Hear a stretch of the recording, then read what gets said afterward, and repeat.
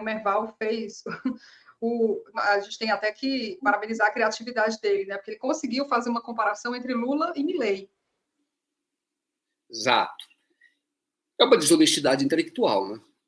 Então, na verdade, você comparar... Porque é o seguinte, o Milei está chegando e veja já o que ele fez. Ele não tem nenhuma vocação para a democracia, veja o que ele está fazendo na Argentina, e está querendo impor um pacote de mudanças.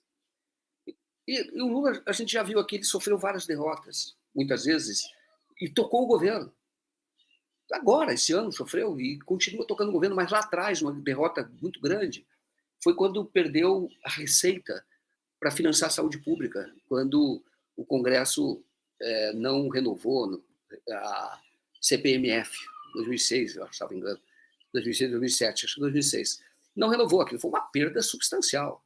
Em vez dele ficar reclamando, o Brasil foi para um crescimento econômico, aumentou as receitas e financiou a saúde. Conseguiu e ampliou o financiamento da saúde naquela ocasião, sem a receita da CPMF.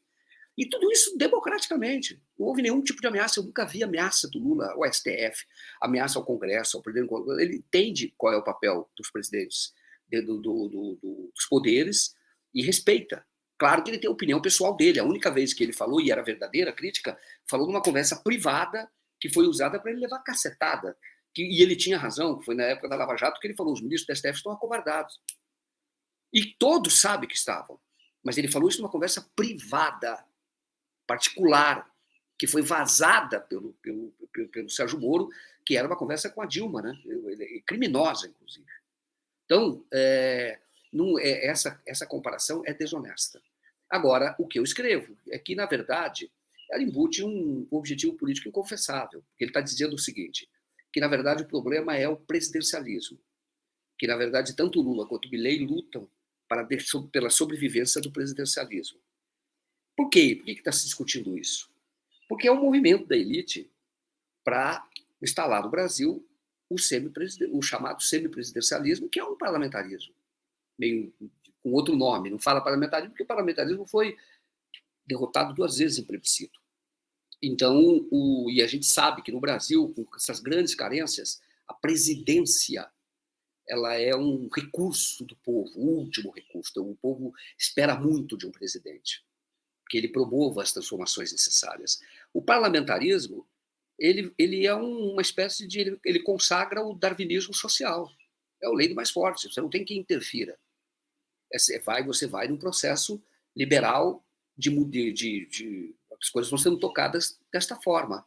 E ali, claro que os mais não têm vez, porque no presidencialismo um presidente pode ter ele tem mandato, ele pode ter uma atuação direta junto ao povo, mas aí o próprio Merval critica, porque diz que no Brasil e na Argentina o presidencialismo é meio sinônimo de populismo. Na verdade, populismo é uma construção ideológica que foi feita pela academia, inclusive por estudos da USP, pesquisas da USP. O Vefora escreveu sobre isso, e é um erro acadêmico na minha avaliação, porque se tenta colocar como algo negativo, colocar o povo no centro das atenções. É do tipo, está gastando dinheiro demais. Por quê? Porque é isso que eu escrevi. A disputa não é o presidencialismo.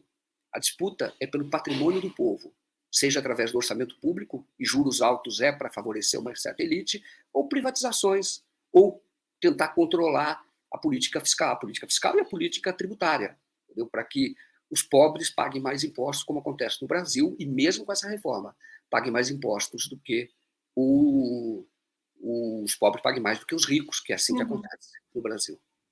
O Joaquim, deixa eu ler aqui exatamente a frase que compara, né? A frase é a seguinte: os dois, está falando de Milei e Lula, cada um à sua maneira, usam as armas que têm para pressionar o Congresso e obter a aprovação de medidas que consideram indispensáveis para o prosseguimento de seus planos. Embora Milei seja mais histriônico e ameace diretamente o Congresso com a revolta popular caso não consiga a aprovação do seu ônibus, o governo petista não deixa de ser mais agressivo na decisão de enviar ao Congresso um MP decretando justamente o contrário do que os parlamentares acabaram de decidir. É inacreditável, né? O Milei ameaça, diz que vai ter uma revolta, que a Argentina vai se arrebentar se não aprovarem o projeto dele. O Lula mandou, é possível que o Senado devolva a MP. É do processo institucional. Normal. Porque foi discussão no mesmo ano, mandaram no ano que vem, o ano passado. Aí você vai ter uma construção jurídica, porque aí você vai ter um outro ano legislativo, que começa daqui a pouco, você pode mandar de novo a medida provisória. Mas é possível que devolva, e é do jogo democrático, mas o governo enviou e não está pressionando o Congresso, dizendo, olha, vocês aprovam ou o Brasil vai quebrar. Nada disso. Se o Senado devolver, tenho certeza de que o governo Lula vai conviver com isso. Como conviveu com várias outros obstáculos que foram colocados. Veja bem que o Brasil governa, o Lula governa sem... Ele governa com um Congresso que é oposição a ele, um Congresso de direita. Apesar disso, o Brasil cresceu 3%. Olha que coisa fantástica. Ele governa apesar do Congresso, né, Joaquim? Exato. Nadando contra a maré. O pessoal fala que o Haddad tira leite de pedra, o Lula dá nó em pingo d'água. Né? O Aristides Bartolomeu Novaes, ele manda um superchat falando assim, pena que o 247 age com classe, que esse Merval merece uma resposta dura, já que lhe falta personalidade, pois fala pelos patrões, sempre golpistas. Pois é, Aristides, às vezes ter classe é terrível. Eu até no artigo faço uma ressalva. O Merval, quando quer, ele pratica jornalismo de qualidade. Eu estou contando do episódio da anistia. Ele, Orlando Brito contou isso para mim, que era fotógrafo na época, e antes de morrer, né? O Orlando Brito não quis dar entrevista, mas contou. E como é que eles conseguiram o acesso a um documento que era, na verdade, o anteprojeto de lei da anistia, foi importantíssimo. O Globo deu como furo, pautou e tornou irreversível. Tudo bem, tinha o processo já em curso. Mas ele fez esse trabalho e foi um trabalho importante, escondeu os papéis, e aí os militares só tomaram conhecimento quando os papéis foram publicados. Aquele anteprojeto que era do Petrônio Portela, o anteprojeto de anistia, que é um trabalho de qualidade como jornalista. Então, eu não acho que ele seja inepto. Eu acho que ele é o porta-voz de uma elite lá atrás.